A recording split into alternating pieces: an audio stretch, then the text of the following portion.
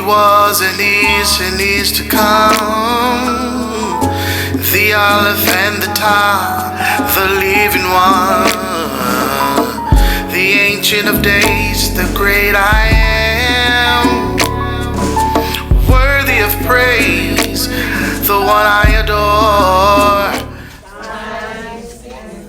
And seasons. Hallelujah. It's all about judgment. All about judgment. We're going to talk about that for a moment. Hallelujah.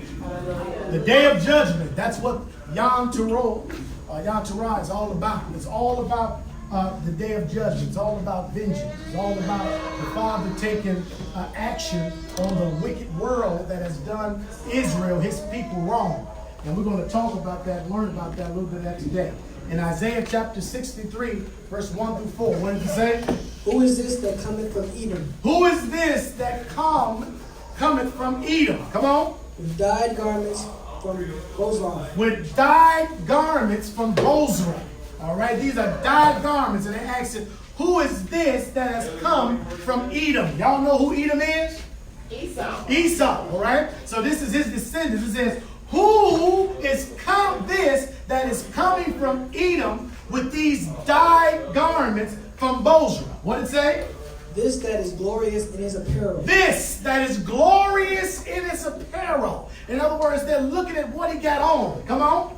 Traveling in the greatness of his strength. He's traveling in the greatness of his strength. Are y'all hearing that tonight? He's coming from Edom. He's coming with dyed garments. And he has some glorious apparel on. And he's traveling in the greatness of his strength. Come on. I that speak in righteousness, mighty to save. So it's the one who speaketh in righteousness and who is mighty to save. They're identifying who this is that is coming from Edom with these dyed garments from Bozrah. And he's coming in his strength and his greatness. And he's the one that speaketh in righteousness, the one that's mighty to save. So it's sort of giving you a hint of who this is. Come on, what it say? Wherefore art thou red in thine apparel? So in other words, he's coming from Bozrah, he's coming from Edom, and he has these dyed garments. He has red all on his apparel. Are y'all hearing this? Come on. What is this red? So they ask him the question, where art thou red in thy apparel? What is all this red stuff on you in your apparel? Come on, what does it say? And thy garments like him that treadeth in the wine fat. It looks like you've been treading in the wine press. You look like you got wine stains on your garment. Are y'all hearing me? Red wine stains all over your garment, like you've been treading down the wine fat. What does it say? I have trodden the wine press alone. I have trodden the wine press alone. Come on. And of the people, there was none with me. And there was nobody with him because it was all about him doing this. This is the Father's judgment. This is his redemption on the whole world, on the Edom, the ones who have put us and did a lot of things to his people. Come on, what did it say?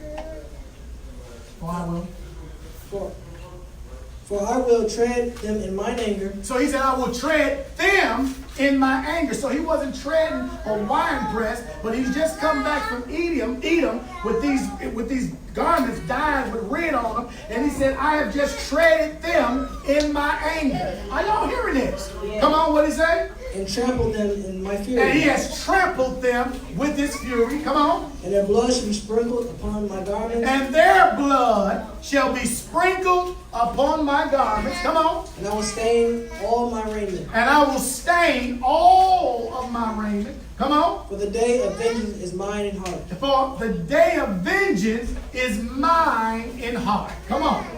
And the year of my redeemed is come. Y'all should be shouting because the year of redeemed, hallelujah, is come. So it sounds like he that came back from Edom hurting and killing and mangling up a whole lot of people. Are y'all hearing this? Because that's the day of judgment. That's what judgment is all about. And when we get to Yom Teruah, it's all about the trumpet sounding. It's all about the alarm sounding because this is the day of the Father's wrath. So it's all about judgment. Yom Teruah Yom Kippur, and even Sukkot is all about the judgment. Because the Sukkot is just the righteous there. It's just those that are there that are belong to the Father. So Yom Teruah is dealing with the alarm being sound. Yom Kippur is dealing with atonement and that happening. And then we have Sukkot. So all of these fall feasts that we are celebrating today all has to do with Yahweh's judgment. So by knowing that all of these feasts, you're in the beginning of the feast day that starts the judgment of Yahweh. Hallelujah. Y'all hearing that? Hallelujah. So what kind of person should you be? Are y'all hearing that? So what kind of person should you be? You should be a person trying to repenting, turning back to Yahweh with all your heart, with all your mind, and with all your soul. Even to the years of many generations. Are y'all hearing that today? There's not going to be any day on the earth like this, like never before. There's not going to be no kind of day that's going to compare to the day of Yahweh's vengeance and the day of Yahweh's judgment. Are y'all hearing that? Yom Teruah is the judgment, is when the judgment begins. It's when he will begin to inspect us. So if he's going to be inspecting us, then what should we be doing in the meantime? We should be inspecting our what? Ourselves. It begins at Yom Teruah and it ends at Yom Kippur. His judgment. Okay? Between Yom Teruah and Yom Kippur, there is 10 days of awe. Between Yom Kippur and between Yom Teruah and Yom Kippur, there's a 10-day space. And they call that the day of awe. The day of awe between those two feast days that we have. Because that's the time that judgment starts and it ends at atonement. Are y'all hearing this? Okay? Let's find out what the number 10 is significant for. The meaning of the number 10 is a divine order. It's Esser in Hebrew, Esser. And it means divine order. The number 10 means a completed cycle. Number 10 means measure. The measuring rod has now been measured. And if you haven't measured up to what you're supposed to be, then you're going to be found in want. The number 10 has to do with group or congregation. The number 10 has to do with whether a blessing or a judgment. It deals with whether good or evil, a blessing or a judgment. The number 10 has to do with the 10th part, which represents the whole in the tithe. The whole tithe, the 10th, the tithe. The 10 represents a complete congregation, a complete body, a complete kingdom. Are y'all hearing this? Yes. That's what 10 means. 10. Between Yom Teruah and between Yom Kippur, there's a 10-day space there. And the 10 means body or kingdom. Well, number 10, it means the Hebrew letter is Yod. The numeric value is 10. The pictographical meaning of 10 is the hand. Is the hand of Yahweh. It deals with the work of Yahweh, his hand and his work. It deals with worship Yahweh. It deals with his deeds. It deals with the fist and the power and the congregation. When we start talking about that 10, are y'all hearing this? I want to give y'all a picture of what that 10 is all about. So thus, in Zechariah chapter 8, verse 23, this is the sum total of what 10 truly means in Hebrew. It has to do with the power of Yahweh being shown. That's why it says this person that's coming from Edom, he's coming in the strength of his power. This is something that you ain't got to participate in. This is the Father's fury coming upon a wicked world that we're in, that's done his people wrong and has trodden down his people and did all kind of harm. And everybody think they're getting away with something, but they're not getting away with anything.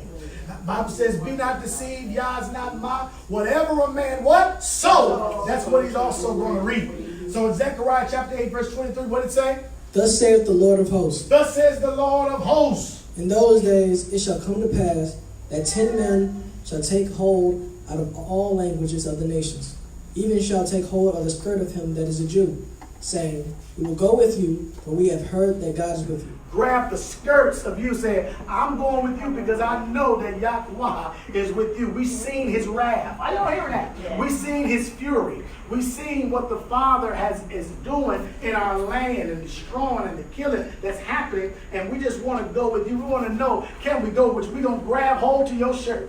Y'all better get ready for folks to grab hold to your shirt. It says 10 men out of every language is going to be grabbing your shirt saying, we know that the Father is with you. Can we roll with you? Can we ride with you? Are y'all hearing that? Yes. Between Yom Kippur and Sukkot, there is a 5-day period. So from Yom Teruah and from Yom Kippur, how many days? 10. Now between Yom Kippur and Sukkot, how many days are there? 5 days, and it's like this all the time. Okay? Let's find out what the meaning of 5 means. 5, kamesh, it means power. It means strength. It means alertness. You're waking up. We're just saying, what is Judah supposed to do, right? You're supposed to wake. We're waking up Judah. Judah, wake up, right? The number 5 has to do with Torah. How many books of the Torah is it? 5. 5 books, right? So the number 5 also means grace. It also means grace. And number 5 means service. It means service. It means gospel. It means fruitfulness. It means going forward. It means fast moving. The number 5 has to do with being anointed.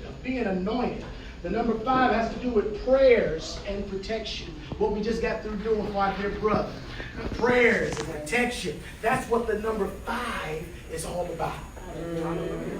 Number 5, Yom Teruah, the Feast of Trumpets, is the 5th feast. It's the 5th feast. Are y'all hearing that? Yes. It's the 5th feast. The 5th spirit of YHWH is power, according to Isaiah chapter 11, verse 2. The 5th spirit of YHWH is power. It's his power. It's his power.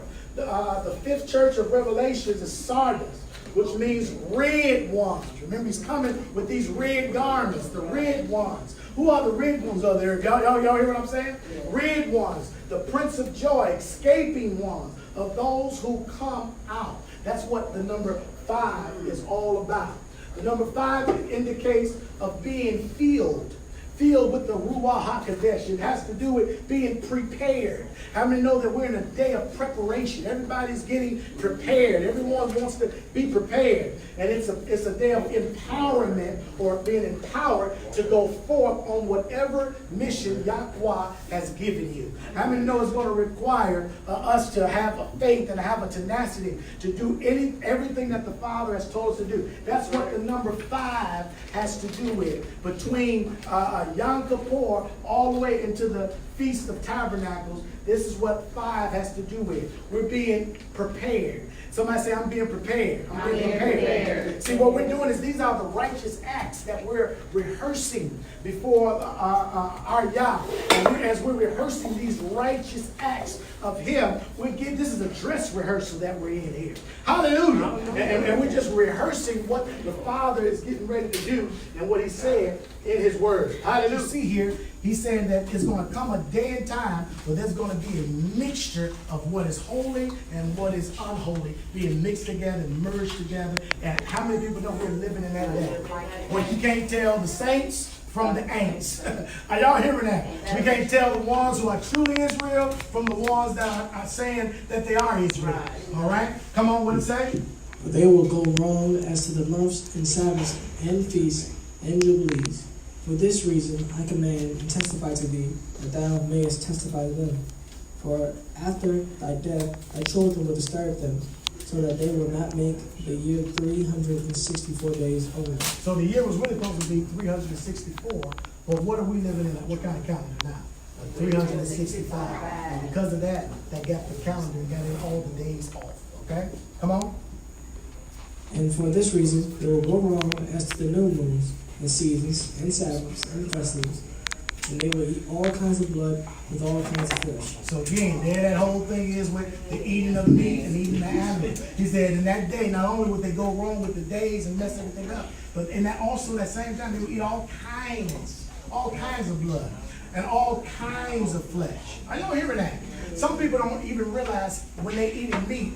I always, especially at my job, I tell them, what y'all eat today? They tell me what they ate, and I said, wow, you got a cow in your stomach, you got a fish in your stomach, you got a chicken in your stomach. You ate all of that in one day. A cow, a chicken, and a fish is all fighting in your stomach at one time. Are y'all hearing that? And it makes them think, like, man, why you ain't calling it food? Why you ain't calling it a steak or a hamburger? And I had some catfish, and why you didn't call it just some Harold's chicken wing? I said, no, these are the animals that are in your body. And then you wonder why you got all this stuff happening on the inside of you. And you break it out and your skin is all bad. Y'all hearing that? Hallelujah. Somebody say separation of the people. I'm going to keep hitting y'all with that vegan leaf. Y'all can see that, no? Separation of the people. Listen, the complete righteous will be sealed with life, whether you believe it, know it, or understand it or not. The completely righteous will be sealed with life, and the completely wicked will be sealed with death. And everybody else's fate will be weighed in the balance until Yom Kippur. Y'all hear that? See, there's some people that are extremely righteous. They're extremely pious. They're walking that line the way they're supposed to walk, and those people will be sealed. Y'all hearing that? And there will also be people that are flat out wicked. They ain't trying to get righteous. They ain't trying to walk in truth. Those people are going to be sealed for death.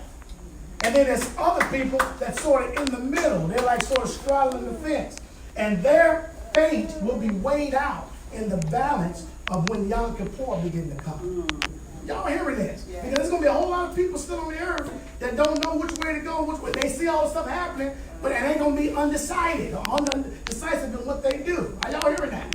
All right, so we got extremely righteous people and extremely wicked people are going to be sealed, and people that's in the middle, they're going to be able to have an opportunity to give their heart to Yeshua. Okay?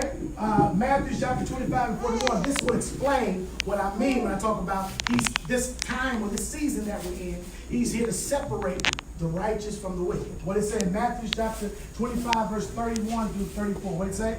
And the Son of Man shall come into his glory. Shall come in his glory. Come on. And all the holy angels with him. And all the holy angels are going to come with him. Come on. And then shall he sit upon the throne of his glory. He's going to come and sit upon his throne of glory. Come on. And before him shall be gathered all nations, and he shall separate them one from another. Did y'all just hear that? All the people going to be for him, and he's going to start separating them one by one. Come on. As the shepherd divided his sheep from the goats, and he shall set the sheep on his right hand, but the goats on the left. Then shall the king say unto them on his right hand, Come ye, blessed of my Father, inherit the kingdom prepared for you from the foundation of the world. Now, how many people want to be on that side? That's the side I want to be on. And look at what he's going to say to the other ones on his other hand. Come on. Then shall he say also unto them on the left hand, Depart from me, ye cursed, until everlasting fire, prepared for the devil and his angels. How many people don't want to be on that side? You don't want to be on that side, do you? All right? He was and is to come, the Aleph and the Tau, the living one, the Ancient of Days, the great I am, worthy of praise, the one I adore.